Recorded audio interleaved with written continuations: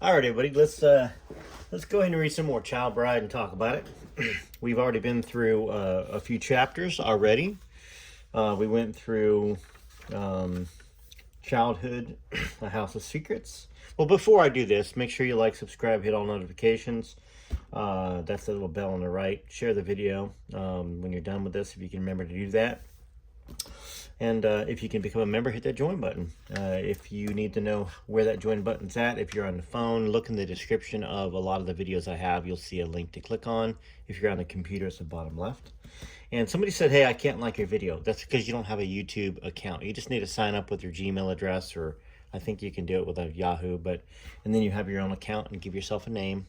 It'll walk you through it. So this is Child Bride, Untold Story of Priscilla Beaulieu. And then that last name that she did have for a while, Presley. So let's see where we're at here. We've talked about Priscilla's mom being very secretive, stealing Priscilla, the granddaughter, away from her dead husband's family. That's a great thing to do.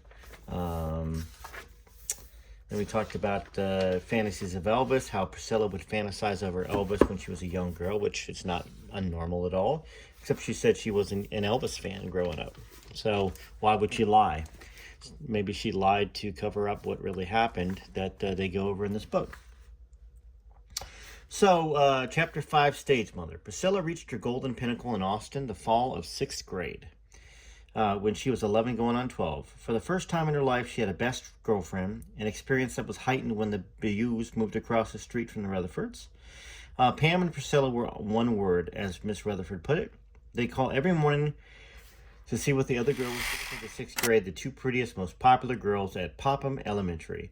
It was a matter of debate who was prettier. Pam's supporters extolled her coltish figure with wavy blonde hair. No one seemed not to like Pam Rutherford. Priscilla, at nearly 12, still had some baby fat, which gave her a lush, pretty baby look, set off by shoulder brown hair, which she wore curled under and fluffy about her face. Dora Keene, whose son Willie was a grade ahead, remembered a cameo moment of Priscilla at one of the Popham dances that year.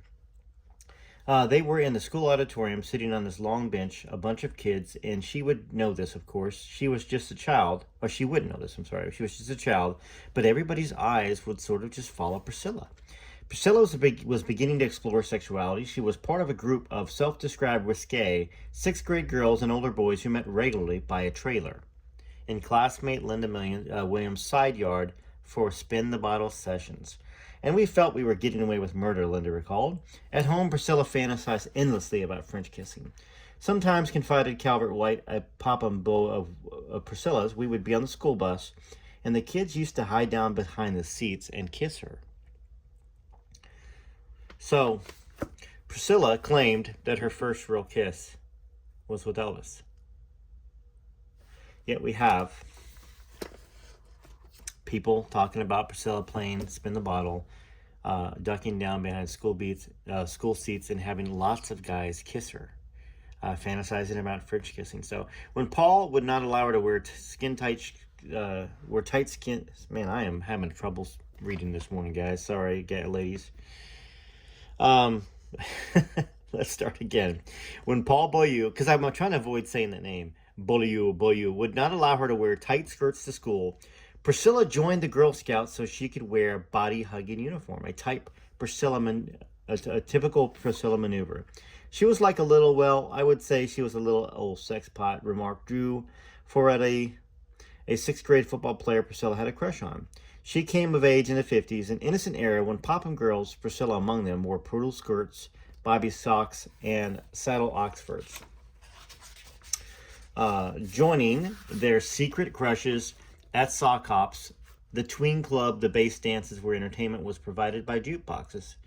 Puppy love was expressed by the exchange of signet rings. Priscilla wore 6th grader Mike Hognet's ring for a day, Pam wore Cal White's, and Patricia Hines wore Chuck Burns. They traded boys and rings in a round robin that recurred throughout the 6th grade. By spring, however, Priscilla had caught the eye of an older boy, Jack Edwinson, who snatched glances of her in the yard between Del Valley High School and Popham. I was kind of struck by how pretty she was even at that age, he recalled. 6th grade girls are pretty gawky looking, but she stood out. By summer, Priscilla and Jack were dating. You know how things are at that age. You might think that it's something serious, and it's not. Of course, going on official dates with transportation, we didn't have the means. We were both too young. Spin the Bottle and Carless dates could not compete with Priscilla's growing fantasies of Elvis, though. She and Pam continued to play Imagine If all through the 6th grade. On Pam's 12th birthday in October, Priscilla gave her 2 Elvis 45s, Heartbreak Hotel and Hound Dog. She set her cap for the self-described tough guy of the 6th grade, Drew Foradori, a boxer with dark, slightly dangerous looks. To his surprise, Priscilla boldly walked up to him one day, told him he looked like Elvis Presley, and asked him on a date.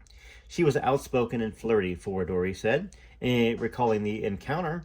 If she liked you, she'd just come up and tell you, which is once again way different than Priscilla describes herself, how she pretended to be, perhaps.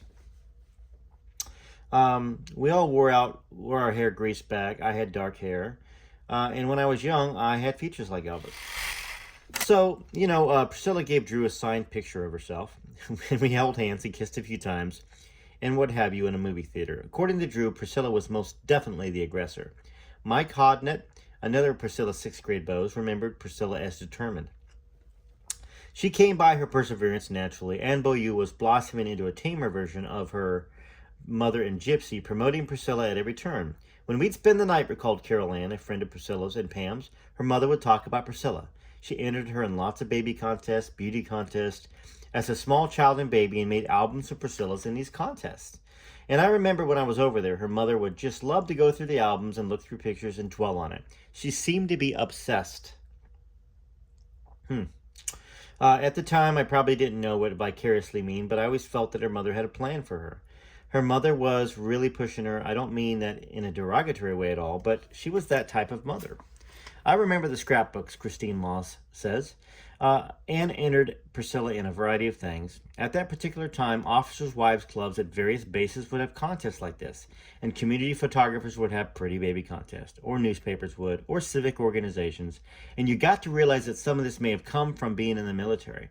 Her father was an officer, but he was not a high-ranking officer. So there's a world of difference between a captain's family and a colonel's family. Priscilla never boasted about the pageants or how she looked, according to her friends. Anne was the promoter. There wasn't any question in my mind that she was always preparing Priscilla for an event, asserted Carol Ann. It was just a matter of time. Priscilla was just one of the gang. We didn't feel any more special than anybody else, but her mom did. According to Pam, Anne wanted Priscilla to be the one. Whatever was going on, Priscilla was the center of attention. These dynamics began to foster competition between Priscilla and Pam. We were best friends and rivals at the same time. We were either very close or fighting. The instigator, according to the members of the clique, and Pam herself, was Priscilla's mom. I think there never would have been a bit of rivalry between us if it hadn't been brought to the front by Anne. Anne's competitive streak reached its height shortly after Pam's 12th birthday in October, when the PTA sponsored a fundraising contest for King and Queen of the Popham Halloween Carnival, the big school event of the fall season. The nominees were chosen from the 6th-grade class, with the winners determined by which candidate accumulated the most votes at a penny a vote, to be collected in a jar to be kept in the principal's office. After the contest, the money was to be put in a school fund. The contest evolved into a cutthroat race between Pam and Priscilla. The rivalry, agitated by Anne, intensified during the campaign, with classmates drawing battle lines. The mothers worked for weeks on costumes for the Queen's royal reception, sewing elaborate floor-length satin robes with characters from storybook land stitched onto the fabric to promote National Book Week. This big event was to be held on October 29th, with the King and Queen to be announced at the Halloween party in the school cafeteria. By the end of the campaign, the girls' friendships was severely strained. By their own recollection and that of friends, neither girl seemed driven to win. It was Priscilla's parents who had the emotional investment. I considered quitting, Priscilla would later write, but I felt I couldn't let my parents or supporters down. Priscilla's classmates, however, drew the line at that. She wouldn't have quit on a bet, exclaimed Christine. Priscilla later insisted she was certain that she was going to lose, but her parents proceeded with confidence. Anne went shopping for a strapless evening gown for Priscilla to wear to the dance. Her father, she recalled, kept reminding me to practice an acceptance speech. Shortly before the coronation, a classmate warned the Rutherfords that Priscilla was going to win because her grandparents, Anne's parents, had sent a $40 check to her campaign. I'm going to stop right there on page 28. So you've got parents. We have payola going on. You know, back in the day, I'm sure it happened by, uh, and I'm in the music business. I know how that is. You know, you pay promoters. They push your songs up the chart. So Priscilla had promoters. Her mom, dad, grandparents. So how could you not grow into somebody that is, in a sense, set on winning, no matter what the cost is? Friendships, whatever. Because she didn't want to let her mom down. She didn't want to let her dad down, her grandparents down. And if it meant to going after Elvis instead of staying with her high school boyfriend, who, by all intents, everybody said she was madly in love with and upset that she had to go to you know, well, you know, that was something she was willing to do, right? Yeah, and once again, you know, the power lies in the parents here. And the blame lies in the parents for the young Priscilla. Now, when she was no longer young, the blame starts to fall on her. That's how it is. But once again, if she was 21 or 23 and had the maturity of a 12-year-old or a 14-year-old because her parents controlled her, well, and that goes back to how I felt kind of sorry for Priscilla in her young life, you know, and perhaps Elvis did too. Elvis had a kind heart. He really did. He had a kind, understanding heart. So when Priscilla cheated on him with Steve Peck, did he divorce her? No, he didn't divorce her. Now, did he flirt with and have an affair with Susan Henning? Yes, he did. As most people are going to do to try to massage their egos. Anyways, but we'll continue with that chapter in the next video, and we'll continue reading this book because there's a lot of insight into Priscilla. A lot of insight into Priscilla for Priscilla fans and for people that don't like her. All right, TCB TLC, this is Rare Photos.